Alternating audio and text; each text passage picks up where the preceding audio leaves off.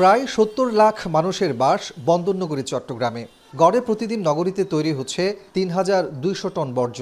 এর মধ্যে ২,২০০ টন বর্জ্য অপসারণ করতে পারছে চট্টগ্রাম সিটি কর্পোরেশন। বাকি প্রায় ১,০০০ টন বর্জ্য জমছে নগরীর নালা নর্দমা ও খালগুলোতে। আর শেষ পর্যন্ত এসব বর্জ্যের বড় একটি অংশ গিয়ে পড়ছে কর্ণফুলী নদীতে। এতে ভরাট হচ্ছে জলাধার, বাড়ছে জলাবদ্ধতা। অল্প বৃষ্টিতে এই পানিতে তলিয়ে যাচ্ছে নগরীর অনেক নিচু এলাকা।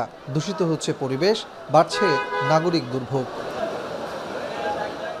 বর্জ্য ব্যবস্থাপনার সংকট ও জলাবদ্ধতা নিরসনে নাগরিকদের নিজ নিজ অবস্থান থেকে দায়িত্বশীল হওয়ার আহ্বান জানিয়েছেন চট্টগ্রাম সিটি কর্পোরেশনের মেয়র ডাক্তার শাহাদাত হোসেন।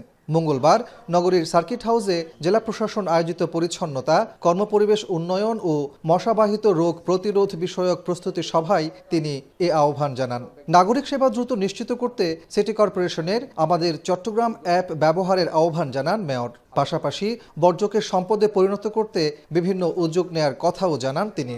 হালিশহর যে টিজিটা আছে সেখানে আমাদের একটা কোরিয়ান কোম্পানির সাথে আমাদের অলরেডি একটা ফিজিবিলিটি স্টাডি চলছে, যেটাই তারা বলছে তারা বর্জ্য থেকে সেটা বায়োগ্যাস উৎপাদন করবে।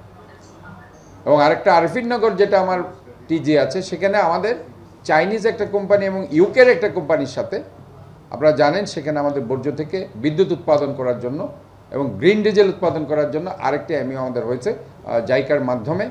এই দুটো ল্যান্ডফিলকে ইকো ফ্রেন্ডলি করার জন্য ১৫০০ কোটি টাকা তারা বাজেট নিয়ে কাজ করছে। সভায় প্রশাসনের কর্মকর্তারা বলেন, পরিচ্ছন্নতা কার্যক্রমকে সামাজিক আন্দোলনে রূপ দিতে হবে। সরকারি দপ্তরের পাশাপাশি বেসরকারি প্রতিষ্ঠান, হাটবাজার ও আবাসিক এলাকাগুলো পরিষ্কার পরিচ্ছন্ন রাখা এবং মশাবাহিত রোগ প্রতিরোধে সমন্বিত উদ্যোগ নেয়ার কথাও জানান তারা।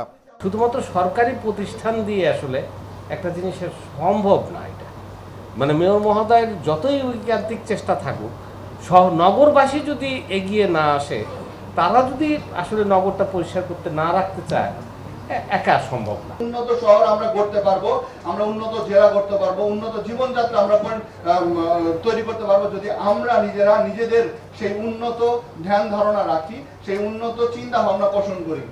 পরিচ্ছন্ন ও নান্দনিক চট্টগ্রাম গড়ে তুলতে আগামী শনিবার পুরো জেলা জুড়ে একযোগে সর্বাত্মক পরিচ্ছন্নতা অভিযান চালাবে জেলা প্রশাসন ও সিটি কর্পোরেশন। কর্তৃপক্ষের আশা, প্রশাসনের পাশাপাশি সাধারণ মানুষের অংশগ্রহণে বর্জ্য ব্যবস্থাপনায় আসবে ইতিবাচক পরিবর্তন। কাজী মাহফুজ, এখন চট্টগ্রাম।